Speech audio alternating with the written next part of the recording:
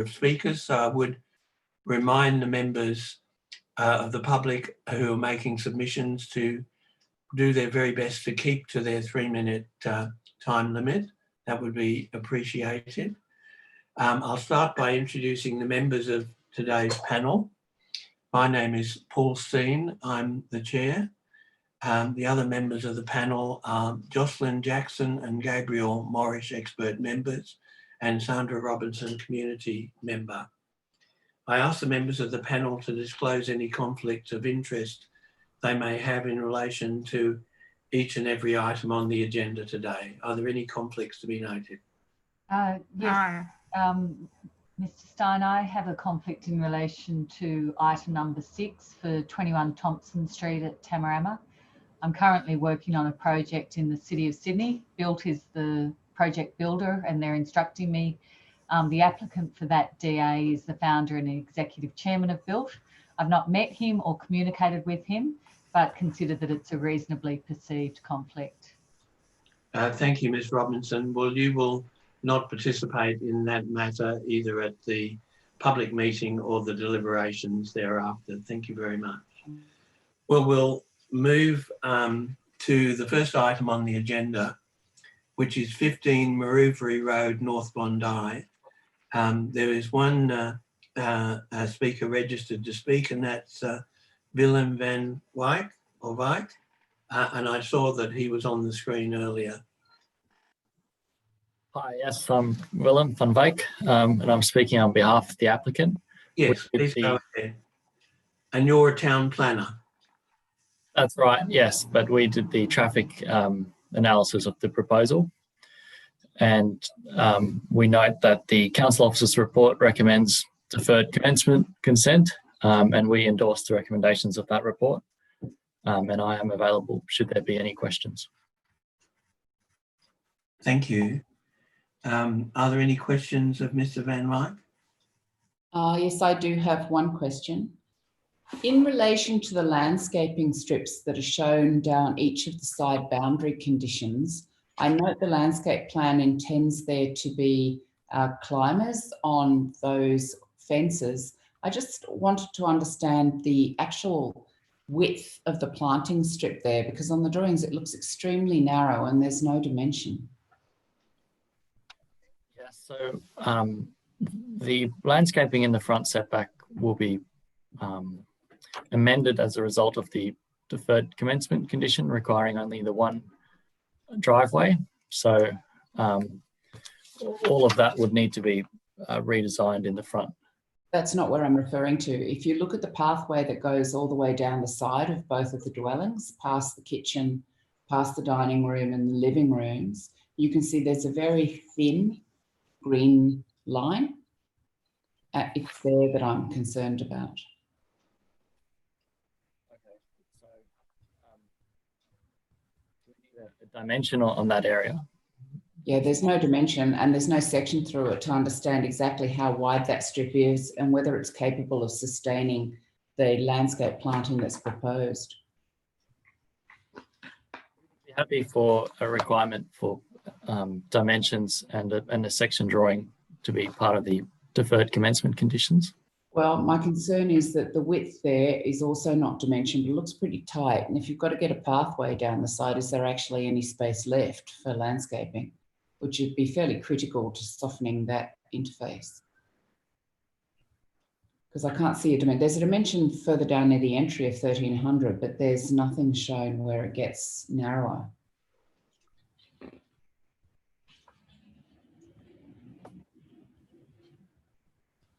There's a dimension shown on drawing 2002, which is the level 1 plan, which seems to be suggesting something in the order of 920 millimetres.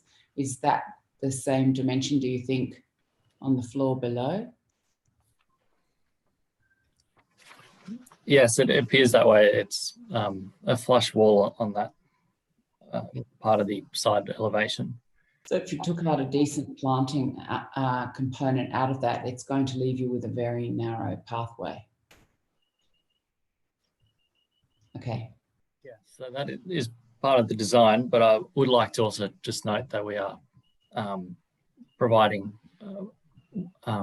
significantly in excess of the council's overall landscaping requirements, and that there will be side fences as well. Sure. Okay, thank you. Any further questions of this gentleman? No, thank you. Thank you very much, Phil.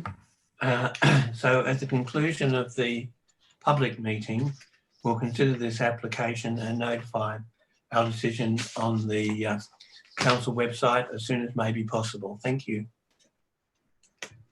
We can move then to 84 Nancy Street, North Bondi.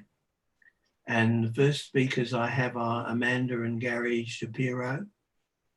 Are they present, or one or other of them? Yes, I am. Oh, hello. It's Dr. Shapiro, is it? Or That's my wife. okay. I'm just Mr. And you're both from number 82 Nancy Street, North Bondi. Yeah. Yes, please go ahead with your submission. Well, I mean, I don't really have anything to add over and above what we submitted in writing. I guess we just wanted to voice our concern over the proposed development at 84 Nancy Street, and just, I guess, show representation to show that we still support that objection. Obviously, they're our neighbours and we like them a lot, but we're concerned about the overdevelopment of the site and the impact that that's going to have on our property. Thank you, Mr. Shapiro. Any questions of Mr. Shapiro from the members of the panel? No, nothing. Thank you. Thank you, Mr. Shapiro. Thank you for coming along. Thank you. The next speaker is Julia McRae. Is she present? Yes. Oh, hello there. You're Julia McRae and you're from number 80 Nancy Street. That's correct. Yes, please go ahead. As I have put in writing, I think it's overdevelopment for our north-through street. We're right in the end of the street, and to create two more dwellings with the 4 more cars with a single driveway would be a problem. I totally agree with council's recommendations that it's not working with the cars exits and entrance situation. With school access being next door, it could create a dangerous situation. The excavation could create a problem. We did have a problem before in when 76 was excavated. The 78 Nancy Street had cracks, and there was a case about it. Also, the extending the building further down than both 82 and 80 down the backyard would create an extra bulk, which would make us even more in shadows. We already suffered when the school was built, an additional building, and we objected then unsuccessfully. Now our backyard is in shade until 12, but we get sun from 12 to 3, and with the extra buildings in number 84, we think we could lose this one as well. Plus, as we indicated, but council doesn't seem it's important, but the noise from the backyard swimming pools, from the cleaning pumps, and generally use, we are just on top of each other here, and it's overkill. That's my opinion. And aesthetically, I also don't think with the, it's a street full of semis, and it's quite sort of vernacular landscape rather than industrial, what is proposed. That's my opinion, and I wanted to voice my objections. Thank you. Thank you, Ms. McRae. Any questions of Ms. McRae? No questions. No questions. Thank you very much. Mr. Darren Laybut is the next speaker. Is he present? He registered to speak, a town planner on behalf of the applicant. So Darren Laybut. He doesn't appear to be in the room. Can somebody confirm to me from the council that Mr. Laybut is not present? Yeah, it is. Oh, is that Mr. Laybut? Yes, hi. Oh, good. And you're the town planner on behalf of the applicant. I am, yes. Yes, please go ahead.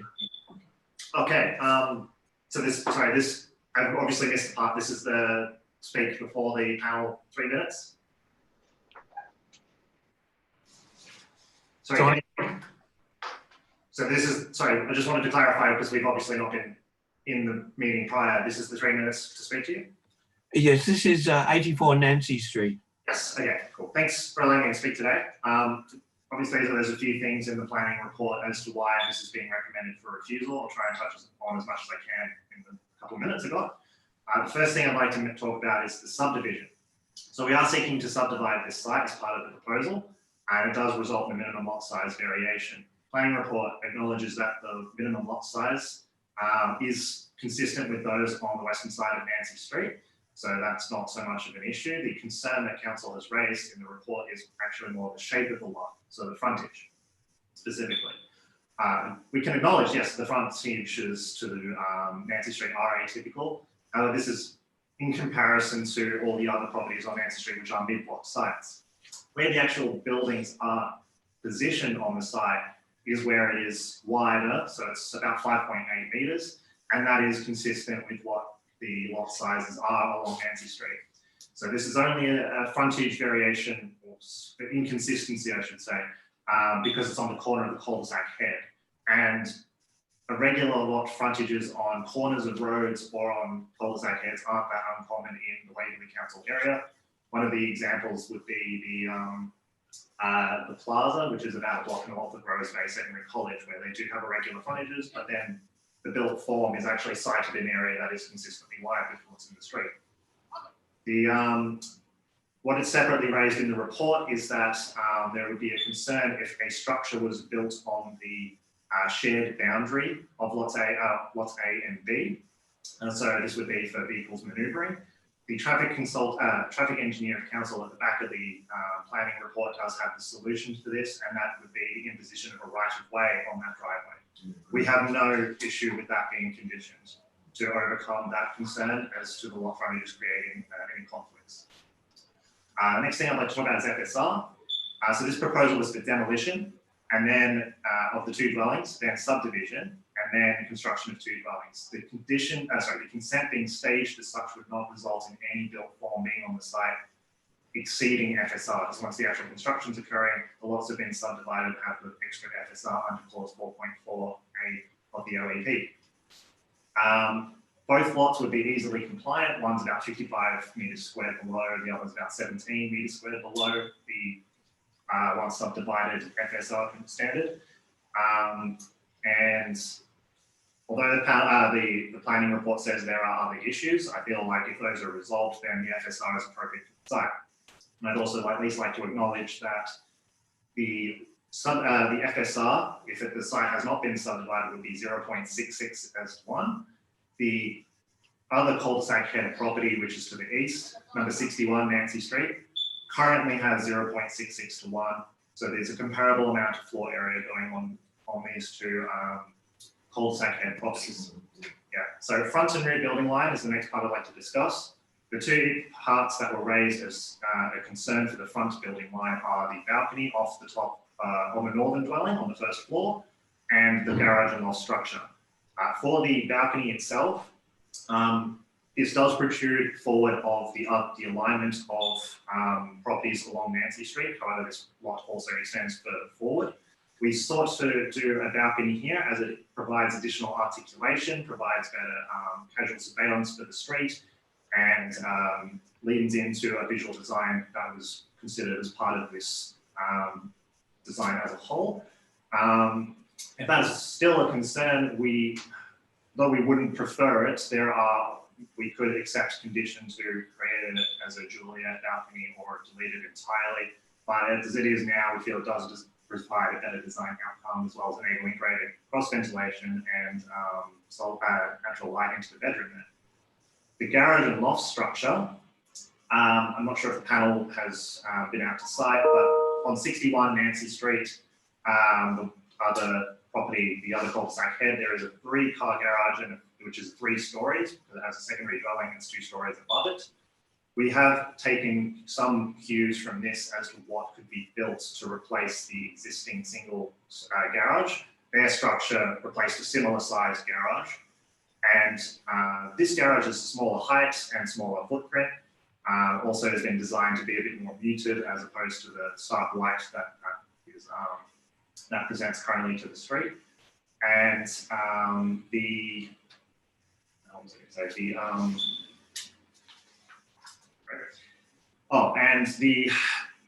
as it currently stands when you're driving up Nancy Street towards the cul-de-sac head, this structure stands out quite significantly as unbalanced in the streetscape. We feel putting this design in brings a bit more balance to it. It masks the driveway, the ramp that's part of the school, which is located behind it. And the way we've positioned and designed both the main dwellings and the loft and garage structure draws some attention to the blue sky, which occurs between, which you can see between the building and the loft, the main dwellings and the loft structure. You can see that on the photo montage in, I think it's page 103 of the report. And yeah, we don't view that it is an unreasonable structure and or inconsistent. Sorry, we don't view that ignoring what's occurred on the other cul-de-sac head is a right thing to do, because the planning report suggests that we should only be taking cues on what's going on the western side of Nancy Street. The rear building line, we've taken mostly 82 Nancy Street and Southern Neighbour as our key comparison point. The planning report says we should also be taking into account the next two properties to the south, which are less developed, less have a bit more less alterations and additions, so they do have a greater rear setback. I'd like to at least acknowledge that if you go a little bit further down, so this is 68, 70 and 72 Nancy Street, so there's a few more properties to the south.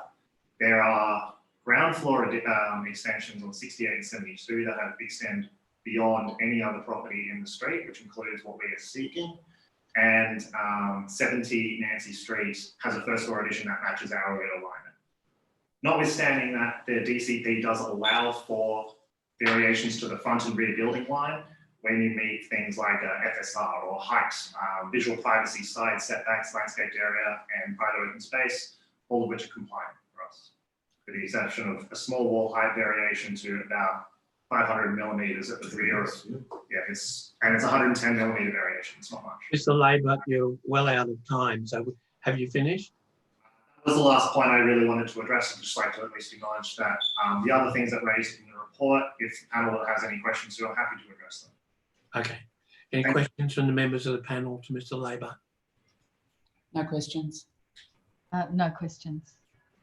I just wondered what the intended use for the upper level of the garage is. It's not very clear. It's like a home office. Right. Okay. Thank you. Thank you. Thank you, Mr. Labour.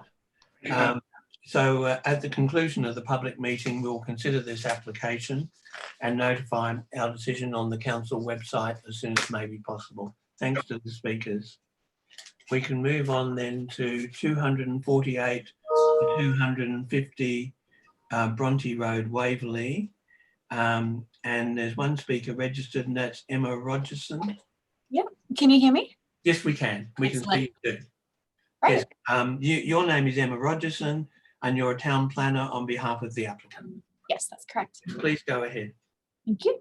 All right. So, dear Chair and panel, my name is Emma Rogerson, and I am a town planner speaking on behalf of the applicants of this DA.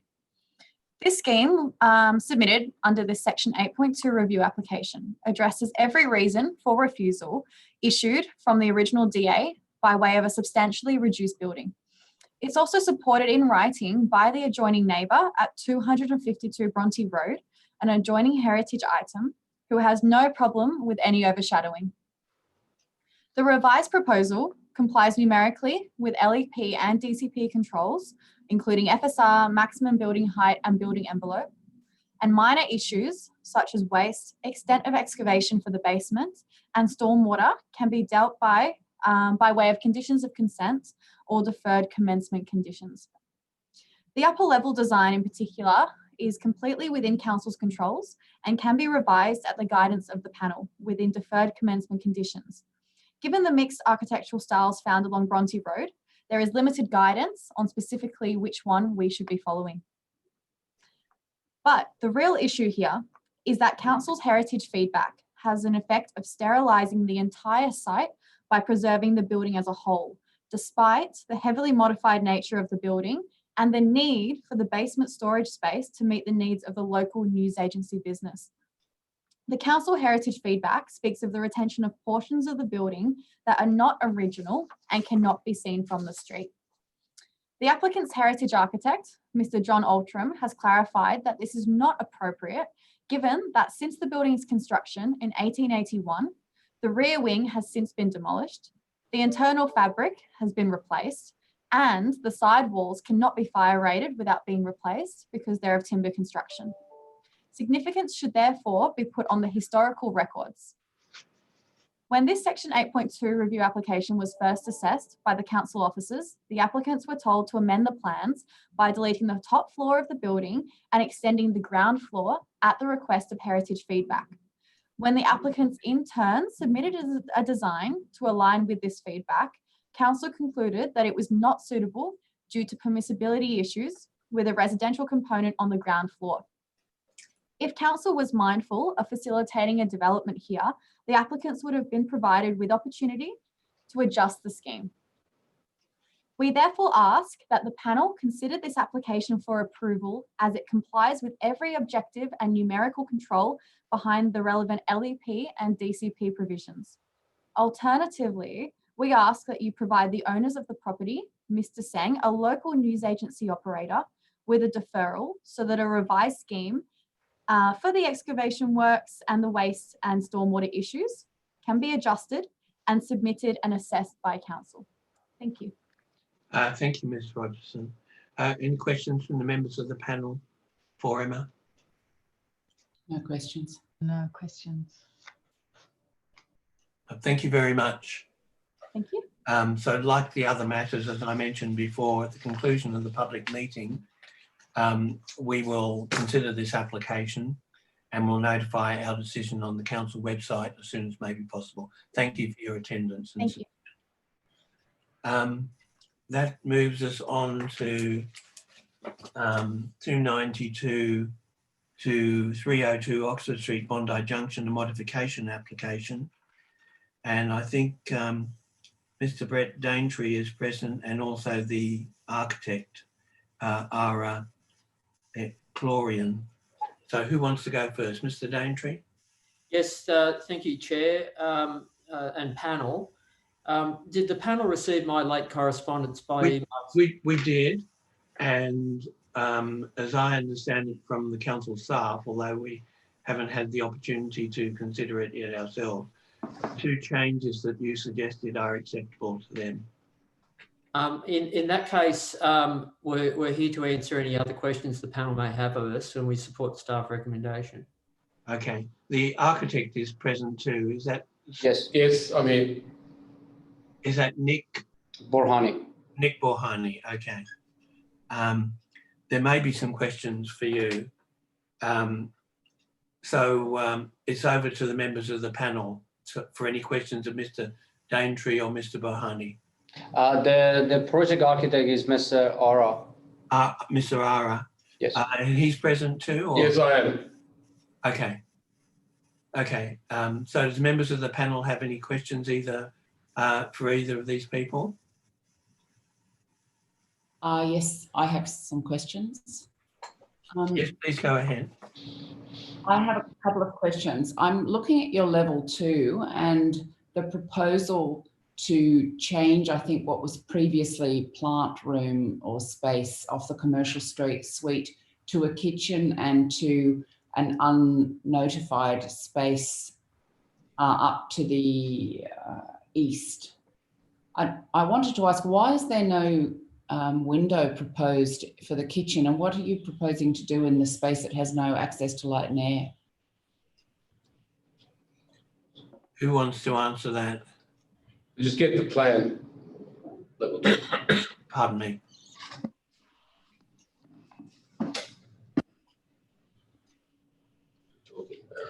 Yeah, this room here. That's commercial. Yeah, just commercial kitchen. That kitchen is actually just a commercial kitchen for that tenancy. It's not a residential kitchen in any way. It's just an ancillary space they can actually, heat up anything they want. And it's just not really a kitchen in terms of preparing food. It's just for a commercial kitchen. No, I appreciate that. But is there any reason why there's no window in there? Do you want a window?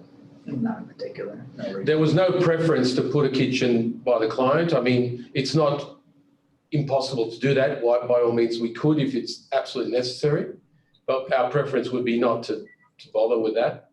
My other question then is relation to the layouts of the apartments, which are changing, particularly on level 2 and level 3. We seem to be ending up with a scenario now where you're swapping wet areas that used to open onto the light well with additional bedrooms that are now going to require light and air from the light well. Are you aware that the ADG doesn't encourage that arrangement these days? Yes, we are aware of the ADG.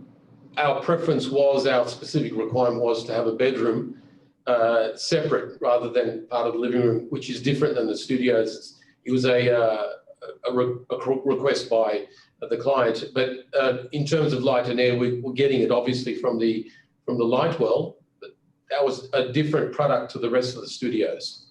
But the ADG specifically discourages it, and there's a lot of acoustic issues as well as issues around smells and actual amenity when you change the arrangement of that. We can acoustically treat that if we needed to. It's not, and plus there's also a glass canopy to that light well that is just above well, there's a planter box at the bottom, and then there's a glass canopy immediately above that. So this is above that yet again. So there won't be too much noise coming up into that bedroom. It's noise transference between the rooms, but you've answered my questions. Thank you. Any further questions of Mr. Daintree or the architect? No, thank you. Thank you very much to the speakers. So we'll consider this application at the close of the public meeting and notify our decision on the council website. Thank you very much. We can move on to the next item. Thank you. Thank you. Thank you. And that is 14 Council Street, Bondi Junction. And the speaker that is registered to speak is Mr. Phillip Spina. Is he present? Yes, present. Can you hear me? Yes, I can. And Thank you're you. representing the applicant. Yes, that's correct. Yeah. Or you are the applicant, actually, aren't you? Yeah, I am the applicant. Sorry, on behalf of the client, of the owner. Yeah. Please go ahead. I was just registering just to see. I noticed this is my first time doing a Zoom chat and everything, so please apologise for that. I'm just looking at the. Yeah, I'm just looking at the minutes here. It's the referral. You're saying that it looks like it will be approved. Is there any questions on it? We did change it to meet more of the requirements so that it blended in with the existing environment there. Right, so you're here to answer questions from the members of the panel. Yeah, if there was any questions at all, that's all. Right. Yeah. The members of the panel have any questions of Mr. Spina? No questions. How long? No questions. Sorry. How long, Mr. Spina, has the existing parking space been there on the premises, approximately? From what I could see, going back through near maps, I went back as far as 2000 and I think it was 2003. I can bring it up on near maps, but I could see that the existing. Don't worry, I think the report. Yeah, sorry. Yeah. Yeah. So I suppose that's all I had questions for. So is the recommendation to approve it? I guess is it or? That's the recommendation to us. We have to consider it ourselves. Okay, no worries. Yep. Any further questions of Mr. Spina? No, thank you. No. Thank you, Mr. Spina. Thank you so at much. the conclusion of the public meeting, we will consider this application and notify our decision on the council website. Thank you. Okay, thank you. Thank you for your attendance. So we can move to the next item, number 6, which is 21 Thompson Street. So Ms. Robinson will absent herself from this item as she's indicated earlier. There are a number of speakers. The first one I have is Mr. Grant Baird. I see you, Mr. Baird. Can you just unmute your mic?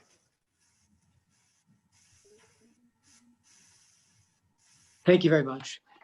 So you're Grant Baird and you're from number 17 Thompson Street, Tamarama. That's correct, yes. Yes, please also, go ahead. Thank you. Well, thank you for the opportunity to speak today. At the February meeting of this panel, I presented some objections to this DA and along with many other residents as well. The 3 main objections are to do with overdevelopment, over-excavation and dual occupancy strata titling. I'd like to draw attention to 2 supporting documents. Additionally, first, Commissioner Bish's judgment in May 2020, which reinforces the objections that I'm making. And secondly, we've all read that judgment, Mr. Baird. Thank you. And secondly, in 2018, October 2018, Waverley Council's Senior Development Assessment Planner, Mr. Ben Magistrali, prepared a document called Statement of Facts and Contentions for the applicant's first appeal to the Land and Environment Court, which also supports our objections. In fact, both of these documents, Bish and Magistrali, are completely at odds with the recommendation that the council is now making. The current recommendation is from Mr. Stuart MacDonald. It's dated 20th of December 2019. So it appears that the council hasn't made any attempt to take into consideration Commissioner Bish's findings. In terms of the issues, the overdevelopment, there's a montage in the development DA papers that clearly shows how big this building is and how it dwarfs all the surrounding homes.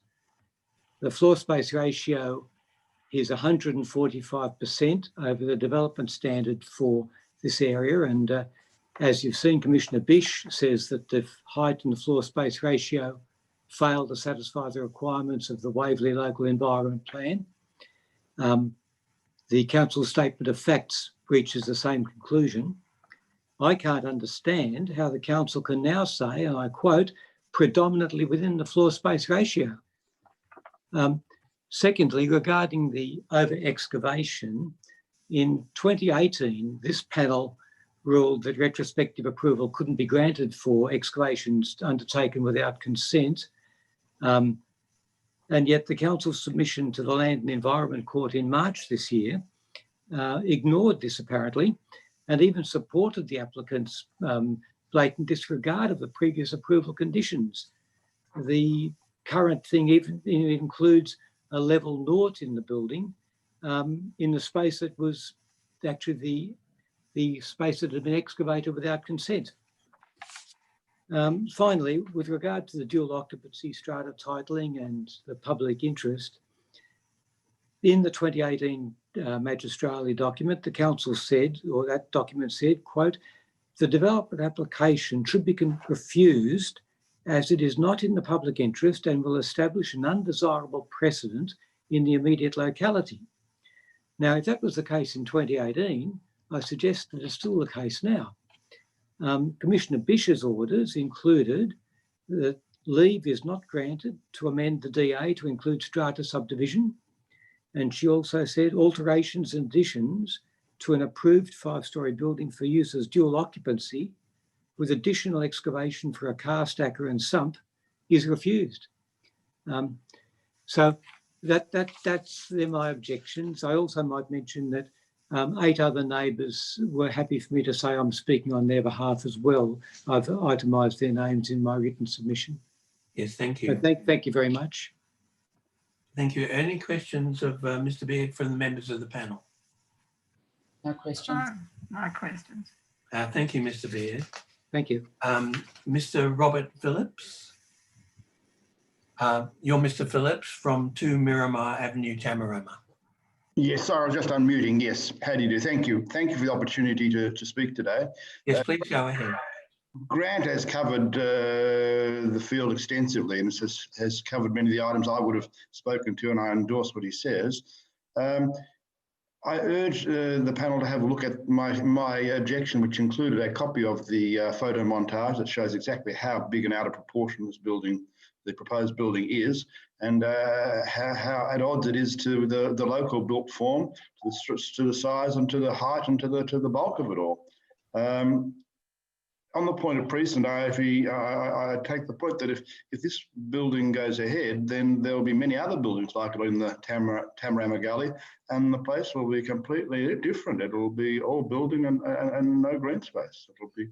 It'll be a very difficult part of Sydney, I think you'll find.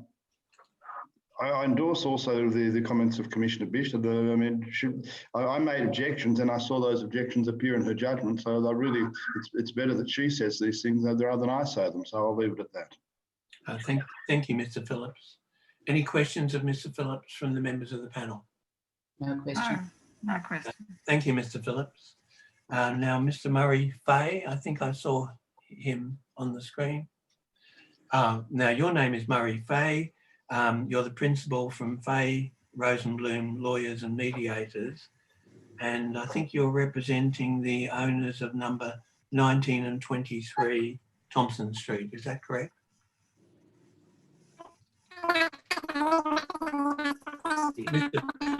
Mr. Faye, there's a problem with your microphone. It just came out like you were a million miles away.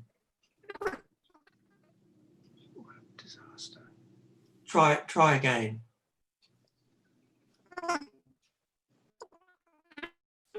It's still, the sound is not good.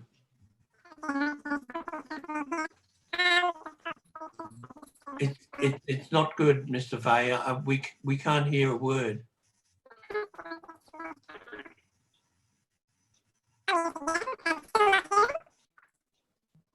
We can hear you, but it's just like gibberish.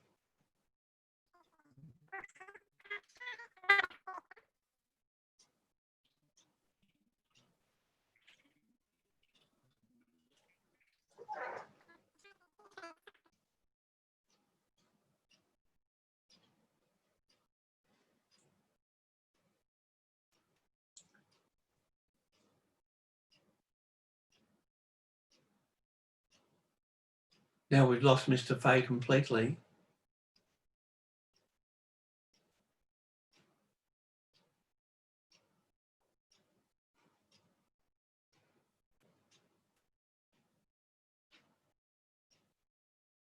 Can I suggest that a council officer telephone Mr. Faye and see whether or not he can ring in, so at least we can hear what he has to say? At the moment, we don't have any vision of him nor sound. I'm calling him now. Thank you, Rosalina.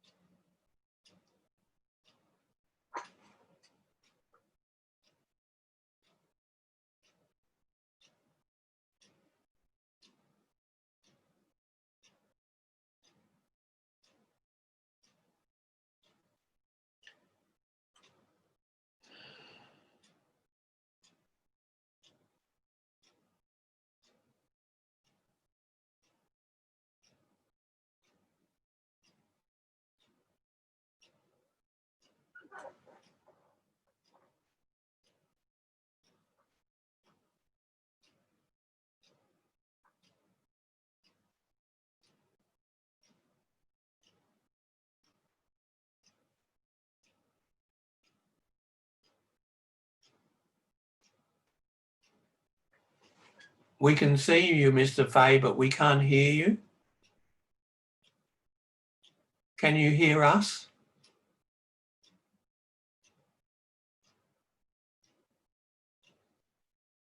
Unmute. Is that better? That is much better, much better. My Now, I'm not sure what you heard that I said before, but I said you're Murray Faye, Principal Solicitor at Faye Rosenbloom, and you're representing the owners of number 19 and 23 Thompson Street. That is correct. And I sought leave as a legal representative to speak before the panel. Yes, bearing in mind the nature of the matter and its history, I grant you leave. Thank you. Firstly, if I could talk for His Honour Michael McHugh, the owner and occupier of 23 Thompson Street. Now, both His Honour and Michael Donnan have forwarded written submissions to the panel. Good. I won't go through the submissions for the sake of time. However, I will draw the panel's attentions to the main issues of contention and the issues that are raised by each of the owners of the relevant properties. Both properties are directly affected by the development, being Michael McHugh's property located on the eastern boundary of the subject site, and Michael Donnan's property on the western boundary of the subject site. His Honour Michael McHugh maintains primarily that the findings in the Land and Environment Court require the application to be dismissed, given that the applicant's representative conceded that the identity of the issues in discussion before the chair of the panel last February for practical purposes were identical to those being heard in the case in the Land and Environment Court concerning DA 404/217. The case was heard on the 20th of May 2020 and the application was dismissed. At paragraph 3 of Mr. McHugh's submission, he cites the case law of Queen versus Carroll, in which Justices Goldrin and Gummo put out the 4 principles of preserving the principles of justice, which require the adhering to Superior Court's rulings. Further to that, if through the rest of the submissions by Mr. McHugh, if we talk specifically about the issues here being the adherence to the floor space ratio and the local environmental plan, in the findings at paragraph 31, Commissioner Bish specifically found that it failed to satisfy the requirements of clause 4.6 of the Waverley Local Environmental Plan. And as a consequence, the assessment was based on the evidence before the appeal, was not satisfied that the requirements of subsections 415 and of the EPA Act were achieved. If the findings of the Superior Court are not adhered to, and the panel does decide to move forward, both the parties that I'm speaking for have expressed that the panel give consideration to the imposing of conditions. In the case of 23 Thompson Street, the original DA for this property to obtain the consent for Sydney Water required concrete piers as marked on the plans in that DA to be installed. To date, these have not been installed, nor has any other submission or approval from Sydney Water been provided to our knowledge. Further, an independent certifier by the applicant that was employed required there to be further evidence given by an independent engineer on the boundary for 23 Thompson Street and the support for that particular property. We have not seen anything which has been addressed by an independent engineer for that. With regards to 19 Thompson Street, If the conditions of approval are considered by the panel, additional conditions have been summarised by the owner of the property, Michael Donnan, which would be required to be considered to be imposed if a DA is granted. Specifically, these again relate to the boundaries of those properties given the size of the over-excavation that has occurred, and to sustain and support that property through the future and through future successors in title.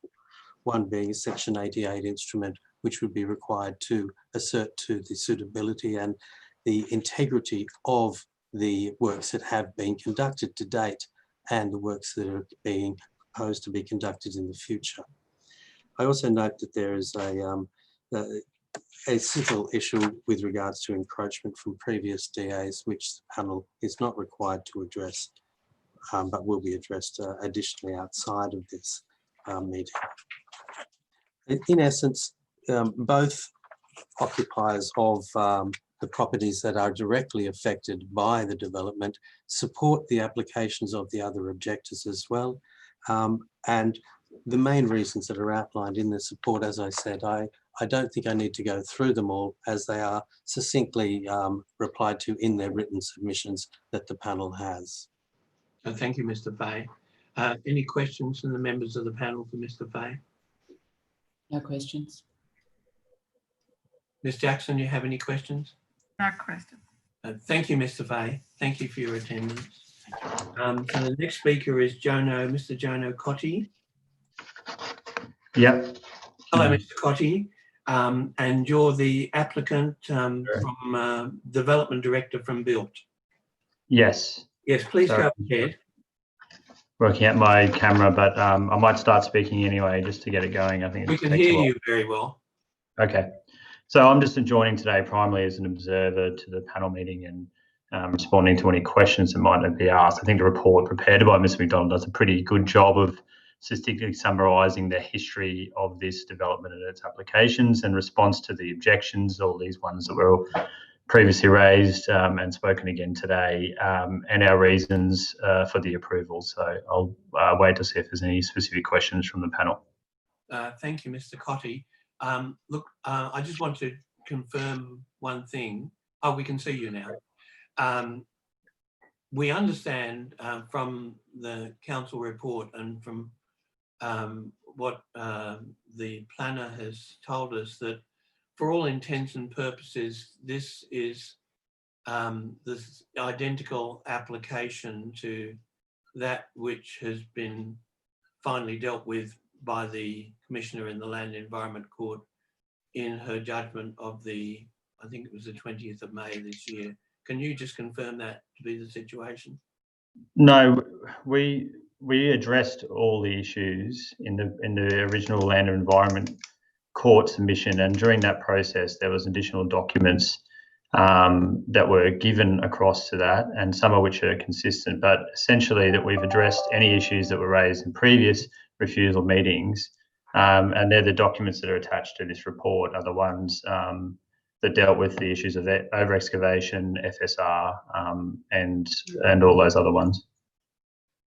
No, but what my question was for you to confirm the advice we've received from the consultant planner to the council that for all intents and purposes, this application before us today is similar or almost identical to that which was dealt with by the Land Environment Court. Similar but not identical. In what ways is it not identical? We've changed the scheme. This scheme is different than the one that was originally the original Land and Environment Court appeal was against the previous DA, and now this new DA was submitted that took into those changes into account, including reducing the FSR and the anything built in the over excavation.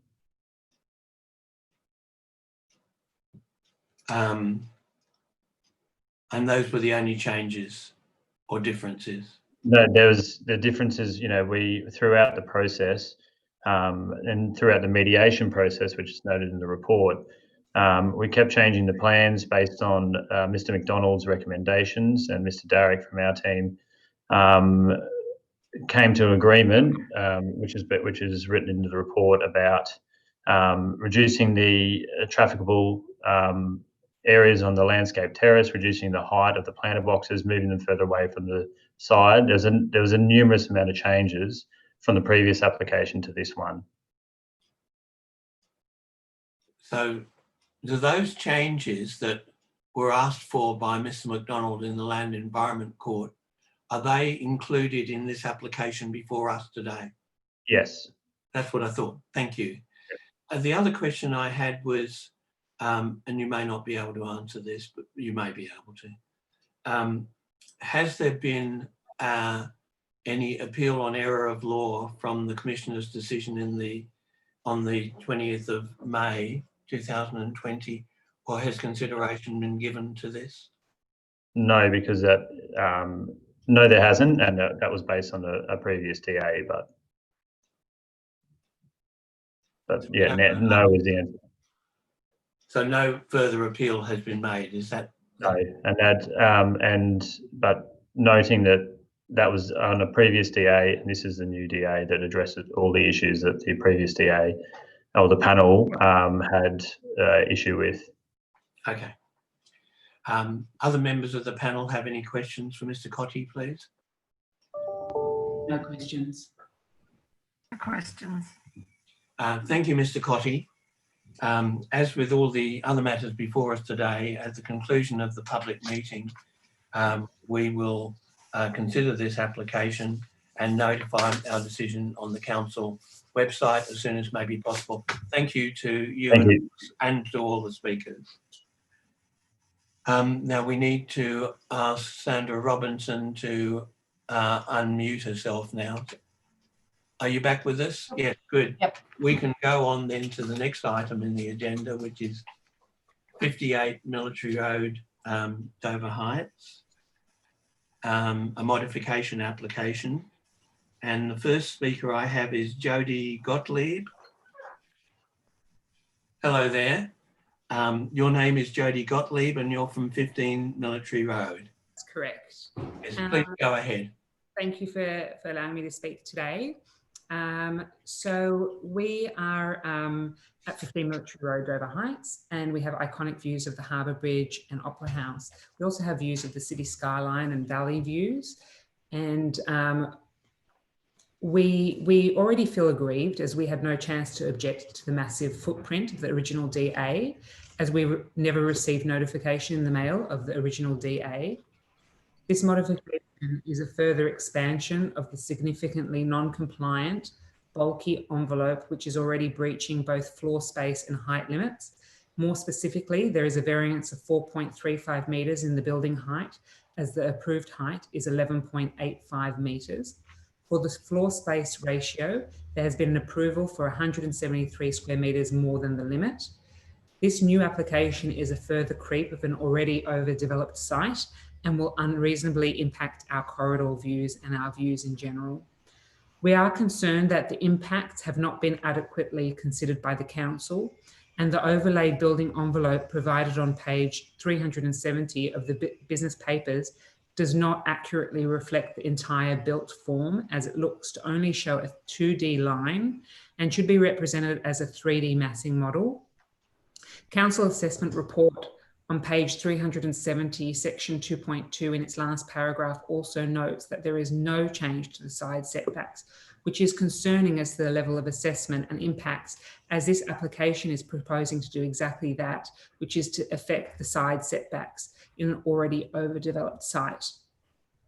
We were also wondering if anything could be done to rectify the fact that we were never notified about the original DA. Yes, so that's the case today. Thank you, Ms. Gottlieb. Are there any questions from the members of the panel of Ms. Gottlieb? No questions. No questions. No questions. Thank you, Ms. Gottlieb. Thank you very much. Sorry, how can I seek to get that last question of mine answered? Well, we're not in a position to give you any legal advice. We don't know the circumstances. I can only suggest that you deal directly with council. We actually don't send out the notifications. That's the panel.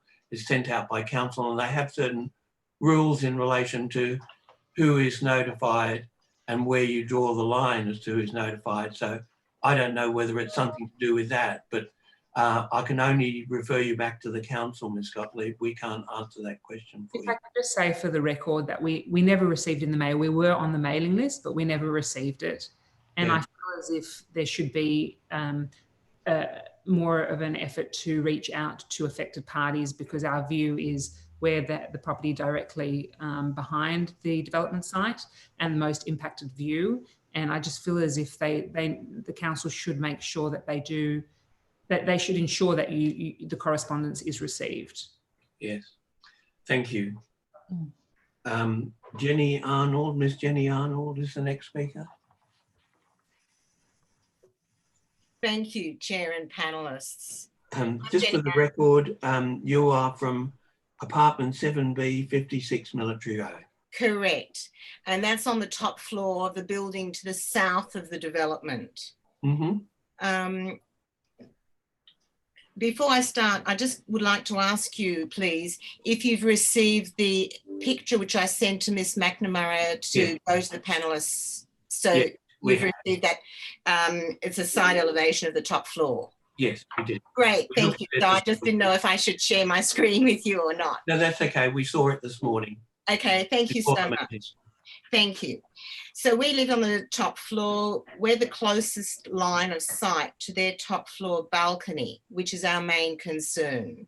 My submissions to you, to council, have covered several items, but in this 3-minute presentation, I'm only covering that one item, which is their top floor balcony. First, I have to applaud your decision to restrict the area to 10 square metres. But we're concerned as to why you use the term recommended rather than mandated, and how is this going to be guaranteed, the 10 square metres? Second, regarding the bedroom privacy, so as to match the approximate 2.8 metre privacy protection that 58 Military Road will have for their master bedrooms at the front of their property, we are applying for privacy screen of the same 2.8 metres, which is 1.2 higher than the currently stipulated 1.6 metres. Because our 7th floor units are 0.8 metres higher, 1.6 metres screen height, already 20 centimetres less than their other 1.8 metre balcony screens, will not obscure direct sight lines, as we will see down into their balcony area and they directly into our 3 bedrooms. The 2.8 metres would, 1, balance aesthetically with the height of the 1st floor at the front of their house. 2, it would block our mutual sight lines into the others' private spaces, our bedrooms and their balcony. 3, it would reduce the noise, in particular the loud conversation and music which reverberates in the canyon formed by the old quarry rock wall and the brick and concrete walls of our respective properties. 4, it would block no local views other than the view of our building. 5, it would complement the height of the planter box and plants between the 2 balconies, which is not restricted in height for their benefit of privacy. Regarding the building height exceedance, the 2.8 metres is less than the maximum height of their top floor of 3.3 metres. Although their number 58 Military Road is higher up the hill than our number 56, the rooftop of number 56 is still higher than the proposed maximum height of number 58, making it aesthetically logical to allow the higher privacy screen. So if council accepts the exceedance of balcony areas on the lower levels, allowing this higher screen is a win-win for both amenity as well as the value of our respective properties. Thank you. Thank you, Ms. Arnold. Can I just respond to one thing that you said about the 10 metre square limit on the size of the roof terraces? Yes. And that you said it was a recommendation. Well, it's a recommendation to the panel, but if the panel makes a decision and imposes the condition, it will be an absolute condition, not a recommendation. Okay, thank you for explaining that to you. Thank you. I just went by the word recommendation in the paperwork, and I was. Well, in fact, it's all a recommendation for us to consider. But if we do grant approval, and we haven't considered this item yet, and impose that condition, it would be an absolute condition, not one that is just a recommendatory. Okay. Thank you for explaining. Maybe some questions from the members of the panel. So do members of the panel have any questions of Ms. Arnold? No, thank you. No, I don't. No questions. Thank you very much. Thank you. The next speaker is either Andrew Minto or Rachel Koo for the applicant. Who wants to go first? Chair, Andrew Minto. Hello, Mr. Minto. And you're from Minto Planning representing the applicant. Correct. Yes, please go ahead. Yeah, so Chair and panel members, we're generally in support of the officer recommendation with the exception of condition 3C, which does relate to that roof terrace and its reduction in size to 10 square metres. The reason that the condition seems to have been imposed is a interpretation by the council that it's a balcony and not a roof terrace. It's my view that it is a roof terrace. It sits directly above the roof of the level below. Pursuant to clause or control 2.5F subclause 3 of the DCP, a roof terrace is permitted to have an area of 15 square metres. These roof terraces have areas of approximately 13 square metres each and comply with that requirement. Notwithstanding that, I note that control 2.5 subclause E permits, even if it was described as a balcony to have an area greater than 10 square metres. And in response to, I guess, the concerns of the adjoining properties and the like, privacy screens have been proposed as part of this application, and it's our view that they will address issues relating to cross viewing and the like. It's my view that when people are using these roof terraces, that they will generally be looking in a westerly direction towards the view rather than to the adjoining properties. So for those reasons, we would simply request that condition 3C not be imposed in this instance. Thank you. Thank you, Mr. Minto. Any questions of Mr. Minto? Mr. Minto, could you clarify those DCP sections that you referred to, the roof terrace? So in relation to roof terraces, the control is 2.5 subclause F3. And in relation to balcony sizes, I've got 2.5 subclause E. Okay, thank you.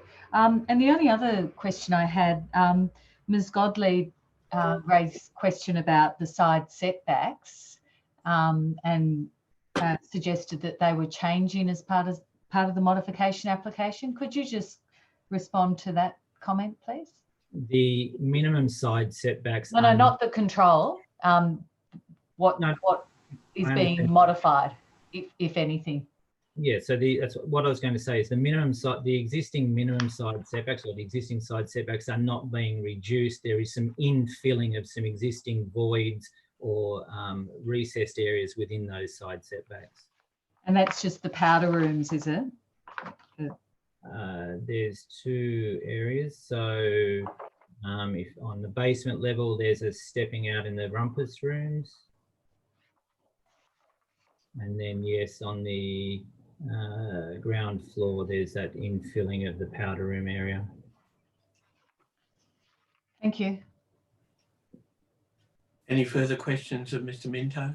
Yes, I just wanted a clarification, please, regarding the windows that are on the side boundary condition that are servicing the bedrooms, for instance, on DA03 W11. Can you just clarify for me, are they, I can see they're high level, are they frosted as well or are they clear, please? Maybe the architect might be best to answer that question. All right, we'll ask Miss Koo that. Yes, in regard to W11, it's not a frosted window. However, I think the sill height is 1.5. Thank you. Any other questions of Mr. Minto, or can we see whether or not we have any questions, additional questions of Miss Koo? Thank you, Mr. Minto. Now, Rachel Koo is there. She's the architect for the applicant. Yes. Is there anything you wish to say? I just going back to the we actually well, firstly I concur the council recommendation for approval, and just in terms of the impact for the real study from 15, we actually have provided the real study diagram that our section 4.55 have not increased any the heights and increased any side setback. So and also like we haven't actually have any further view loss for what we have been approved previously. Thank you. Okay, any questions of Ms. Koo about any aspect? Thank you, Ms. Koo. Thank you. Thank you, Chair. So at the conclusion of the public meeting, we will consider this application and notify our decision on the council website as soon as may be possible. Thank you. We can move to 11 Thompson Street. There's one speaker registered to speak, and that's John Cullen, architect. Hello, Mr. Cullen. Your name is John Cullen. You're representing the architect representing the applicant. That's correct. I'm the architect and the applicant for this project, which is, I think, an uncontentious alterations and additions project, which largely retains an existing house and substantially improves its appearance and livability. There was one objection during the DA process, which we addressed by submitting amended plans and a view analysis. And really the only reason I registered to speak today was to respond to any comments that might be forthcoming from the objector or to answer any questions. So I don't really have anything else to add other than that. Thank you. Are there any questions of Mr. Cullen from the members of the panel? No questions. No questions. No questions. Thank you. Thank you, Mr. Cullen. Thank you for coming along. Well, as I said with the other matters, conclusion of the public meeting, which will be shortly, we will consider this matter and notify our decision on the council website. Thank you very much. Thank you. Thank you. So I can close the public meeting at 1:10 and if all members of the public can depart from the meeting now, thank you.